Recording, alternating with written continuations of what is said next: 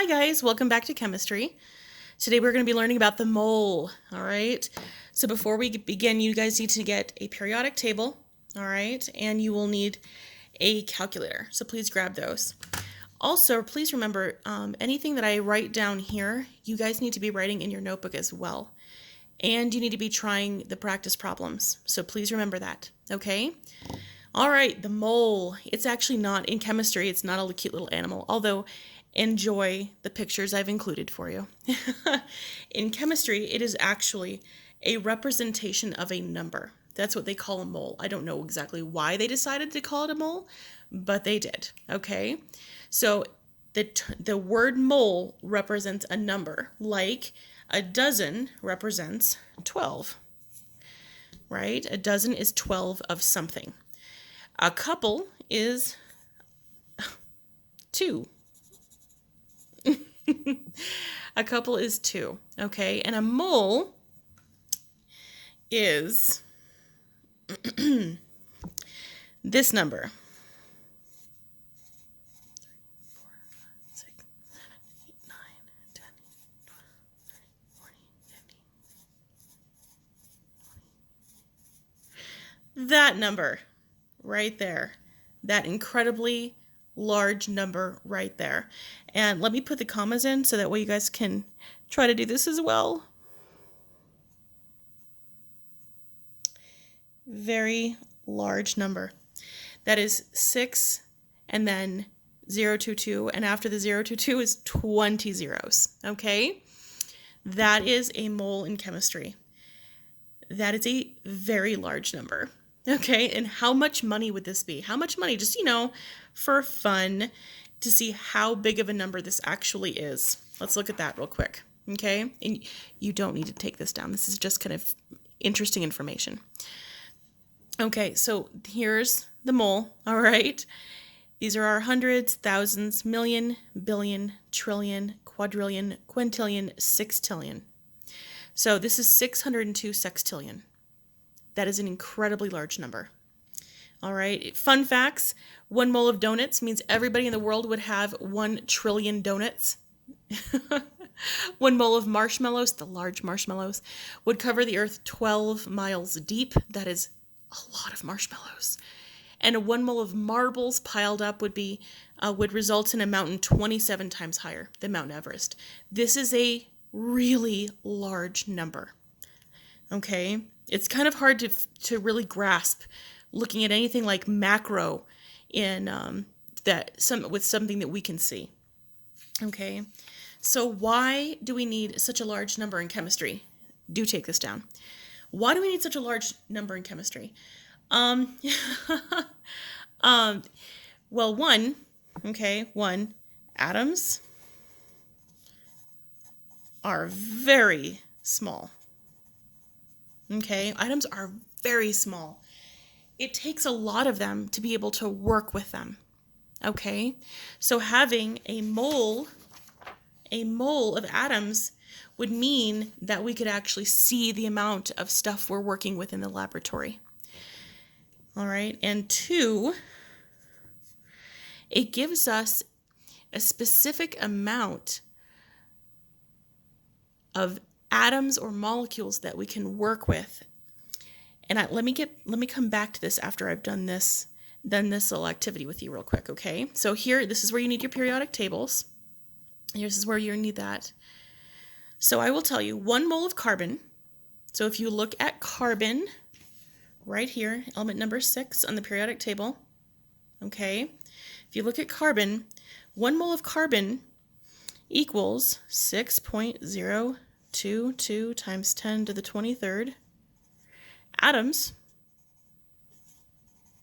of carbon, but it weighs 12.01 grams. All right, let's look at oxygen.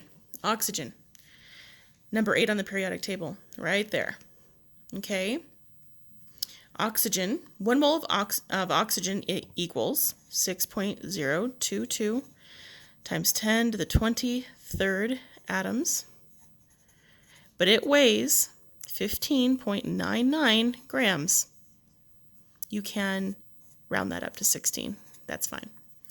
but don't round that to 12. No. Let's look at chlorine. Chlorine right here. All right. 1 mole of chlorine contains 6.022 times 10 to the 23rd atoms of chlorine, but that weighs 35.45 grams.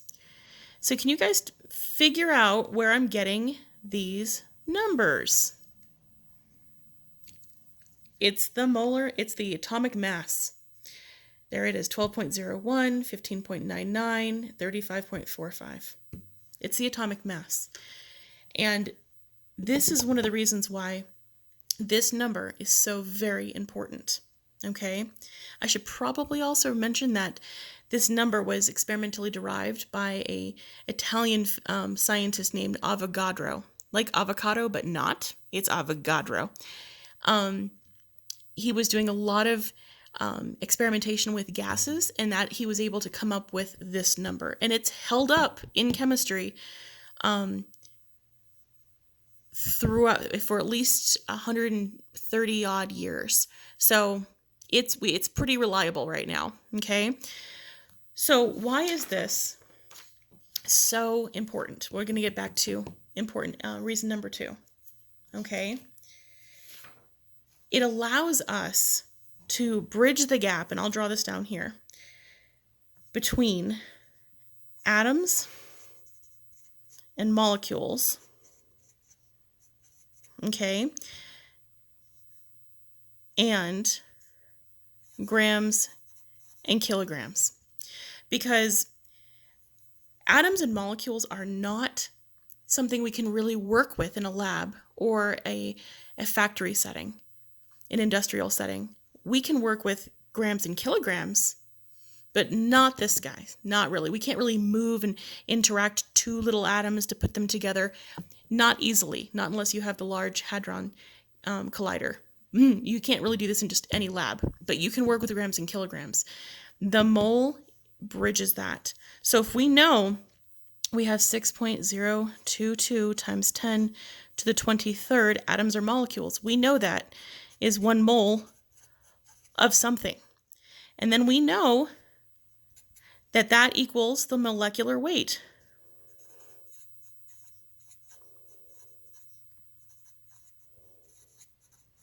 Of the element or compound. Okay, then what is a molecular weight? Grams and kilograms. This effectively bridges that gap. Moles are incredibly important to be able to work with real materials to create new things. Without moles, all of chemistry, well, most of chemistry, would be very, just like thought experiments. We couldn't actually do much with it, which would make chemistry not valuable. The mole helps us do that. It allows us to go from atoms and molecules to a mole, and then from a mole to a weight, and then we can use the weight. Okay, but without the mole, these stay separate. So, reason number 2, we need such a large number. So we can bridge the gap between atoms and kilograms. So we can actually work with both. All right. So here we kind of start our journey into stoichiometry and using balanced chemical equations in moles to start making real stuff like a chemical engineer. Okay? The way we do that is through math. So I'm going to be going through some examples of how we do this. We're going to be using this concept of 1 mole equals this many atoms equals this weight from the periodic table to start playing around between moles and grams, okay? And then we're going to build on that as we go forward. So go ahead and get out your calculators. Okay, guys, we're going to be doing some conversions. For those of you who've seen conversions before, I use the fence method. It's my preferred way of using it. There are other people who use a different method. I will show you that here so you can kind of choose yours. I prefer the fence method. I think it's easier and faster. Okay, so it says convert 50 grams of carbon to moles. So how do we do that? First of all, if you're using the fence method, this is the box where your given will always go. So this is 50 grams of carbon, so that's where I'm going to put here, 50 grams of carbon. Don't forget your units. They are very important, okay? And these two boxes, this is where our conversion factor goes. Remember, conversion factors are equalities, okay? So this is a conversion factor. 1 mole of carbon equals 12.01 grams of carbon. This is an equality. They equal each other. So this could also be called a conversion factor. So we can use these to switch from one thing to another. Okay, so we're going to use this. So if I have grams of carbon here, I'm going to take that unit and put it diagonally down. Grams of carbon. Okay, this is very important, so make sure you're following with me. Whatever unit's here, you're going to bring diagonal down. Whatever's here, diagonal down, all the time. And then whatever you put up on top here is what you want. We want moles. We want moles. So I put moles of carbon. Okay, now I fill in this conversion factor. 1 mole of carbon is equal to, and again, I'll show you where I'm getting this in the periodic table, carbon 12.01. Now I normally only go to the hundredths place. If you want to put 12.011, be my guest. I always round it off at the hundredths, okay? So I'm going to put 12.01 grams of carbon. This is my conversion factor. These are equalities. I have grams of carbon here. Diagonal down, I have grams of carbon. And in the top box, I have what I want, which is moles of carbon, okay? Now, other people may write this like this. 50 grams of carbon multiplied by 1 mole of carbon divided by 12.01 grams of carbon. You see how they're real similar? You see that? I like just putting the thing, but whatever. I'm just saying that's my preference. This is just as correct as that. And you're showing your work both times. Fine by me, okay? But you need to be very, very clear when you're doing this. Okay. So what we do now is we go ahead and now we have our numbers plugged in. We go ahead and solve this. So what we do here is you go to 50, across the top is multiplying, and then going down is dividing. So 50 times 1 is 50. 50 divided by 12.01 is our answer. So let me show you what I do. So like this, I do multiply across the top, and I divide going down, just so you know. Okay? It's the same thing you would do over here, 50 times 1, and then 50 divided by 12.01. It's the same thing, okay? So let's plug this in on our calculator. So we have 50 times 1, hit enter, divided by 12.01, hit enter. Now you guys can go ahead and round to the hundredths, so this would be 4.16, that's a 3, so we keep that a 6, so 4.16. And so what's my unit? This is dimensional analysis, so we can get rid of our units. So this is grams of carbon. That crosses out. We are left with moles of carbon, which is what we want. So moles of carbon. There you go. And you'll notice it does the same thing here. Grams of carbon, we're left with what we want. Okay? So choose what you want. I prefer the fence method. There you go. Please make sure you box your answers and use units, please. Okay? All right, let's keep going. Okay, here are some more examples. Let's go ahead and work those out. Convert 46 grams of nitrogen to moles. So my given goes here. 46 grams of nitrogen to moles. Now remember, whatever's here, I drop down.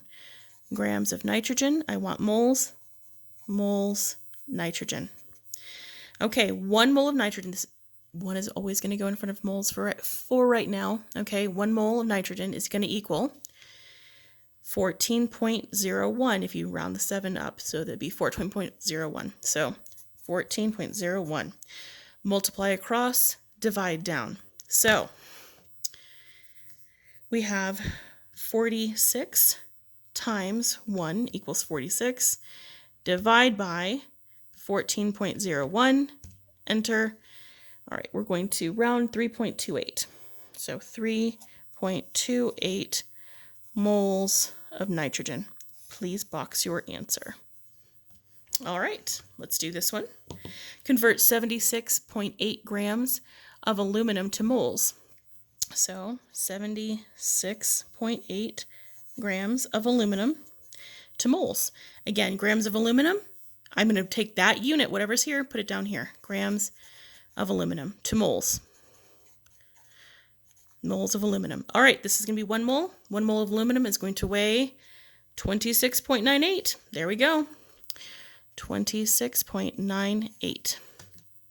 All right, so clear this out. Ready? 76.8. So we have 76.8 times 1, the same.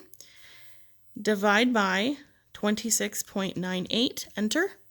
And we have 2.846. That 6 is going to round the 4 up. So I have 2.85 moles of aluminum.